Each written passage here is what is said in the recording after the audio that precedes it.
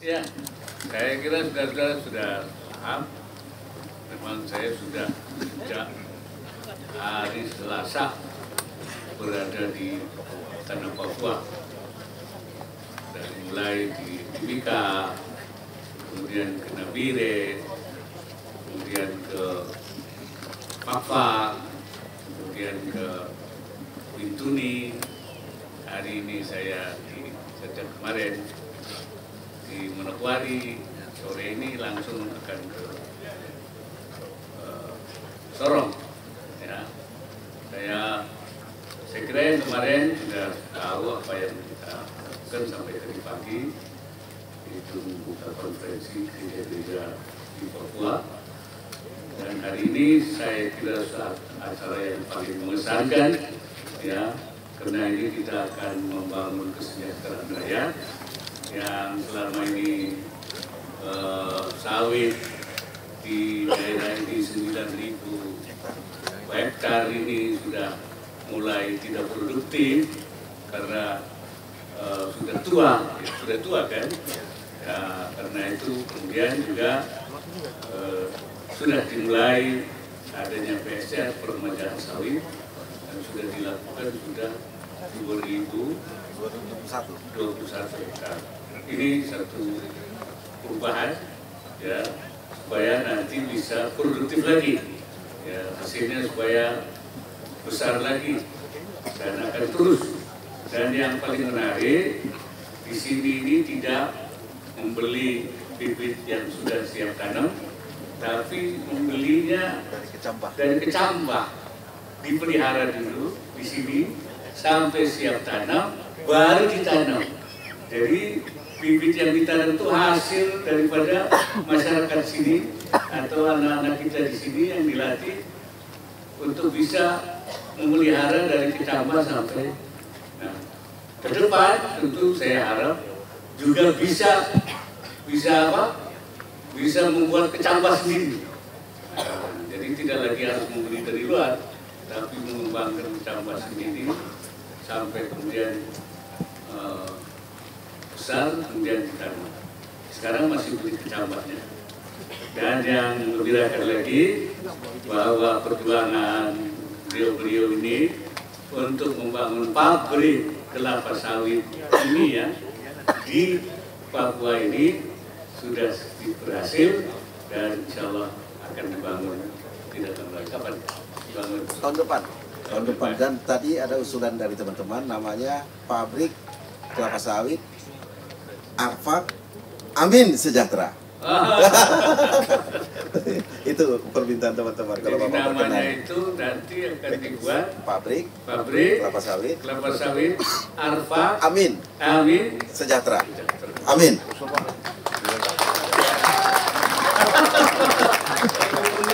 Nah, oke, jadi PKS Arfak Maruf Amin Sejahtera. Amin. Nah, tepuk tangan. Itu usulan Pak Gubernur. Saya itu. Siap. Iya, Pak. Jadi yang selama ini harus menjual sawitnya ke beberapa, bahkan ke Medco sekarang sudah terbakar, bahkan juga ke Makassar. Sekarang masyarakat akan jual di tempat ini sendiri. Ya, saya perintahkan supaya dipercepat, ya, supaya jangan ditunda-tunda lagi. Pak Direktur, mana Direktur sawitnya? Pak Direktur dicari. Pak Dirjen, Pak Direktur sini, Pak. Direktur tanaman kelapa sawit yang mengurusi sawit. Ya. Sini, Pak. Kata Bapak percepat kalau bisa. Supaya dipercepat, Pak Direktur, sebab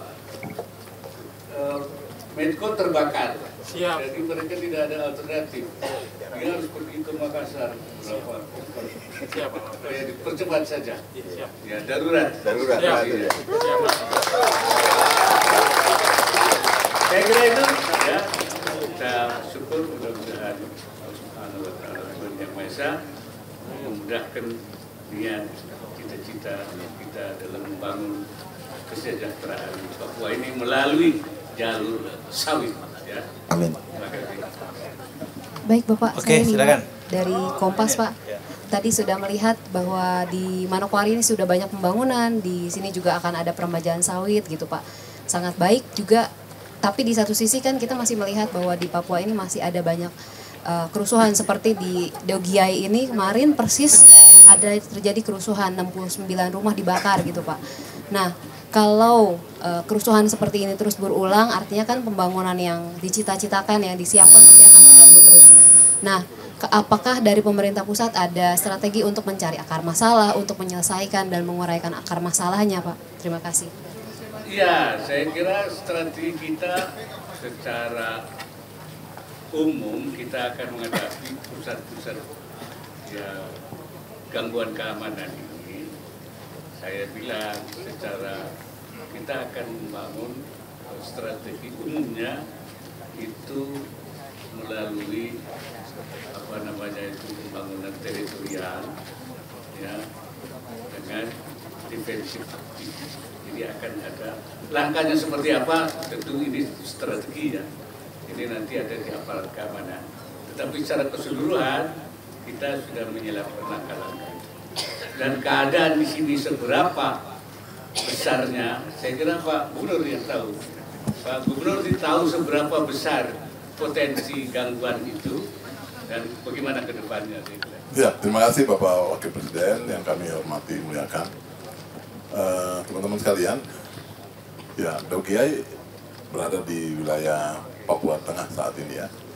Artinya bahwa cukup jauh dan tidak ada relevansi dengan kita yang ada di Papua Barat. Tapi sesungguhnya memang ada banyak hal yang sementara menjadi persoalan mendasar bagi masyarakat, terutama orang asli Papua adalah banyaknya pengangguran. Artinya ini yang sedang dilaksanakan oleh Bapak Wakil Presiden sekarang, Bapak Presiden yang kemarin juga di Jayapura. Upaya percepatan pembangunan untuk mendorong agar semua pihak itu ikut serta dalam rangka membangun baik diri mereka, kelompok masyarakat maupun lingkungan dan juga kabupaten provinsi. Artinya ini menjadi sesuatu yang menjadi semangat baru bagi kita semua, terutama kita-kita yang ada di Provinsi Papua ini. Dari seluruh 6 provinsi dengan 5 kabupaten ini, kita akan melakukan upaya-upaya yang sama untuk melaksanakan kebijakan-kebijakan itu. Sekali lagi bahwa Papua Barat hari ini masih dalam keadaan aman dan juga kondusif, nyaman dalam rangka menerjemahkan berbagai kebijakan negara. Itu juga sedang kami upaya bersama dengan para bupati dan semua stakeholder di sini untuk bagaimana bisa melaksanakan berbagai langkah-langkah cepat dalam rangka menerjemahkan kebijakan dan juga harapan masyarakat itu.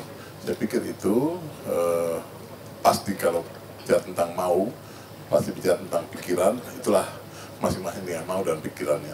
Tetapi sebagai kebijakan negara pasti kita berpihak pada rakyat itu sendiri. Saya pikir itu bagiannya yang saya bisa jawab. Terima kasih. Terima kasih Pak Gubernur. Tapi intinya begitu ya, bahwa kita membangun kesejahteraan akan terus kita intensifkan.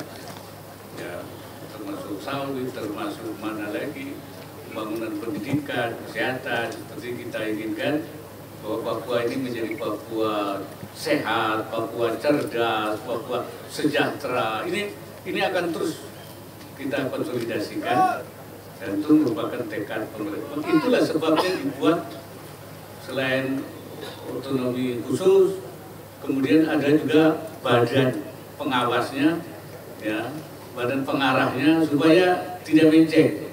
Ya, di dana-dana terus untuk rakyat. Oleh karena itu kepada teman-teman yang masih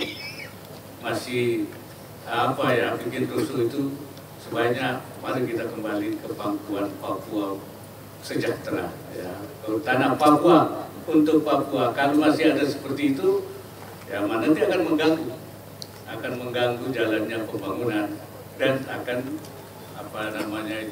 memperlambat munculnya kesejahteraan. Ini kita ajak mereka, mari kita kembali ke pangkuan NKRI, kita bangun Papua untuk orang asli Papua khususnya, ya. Pak Wapres. Oke, silakan. Dari Amir Pak, Media Indonesia.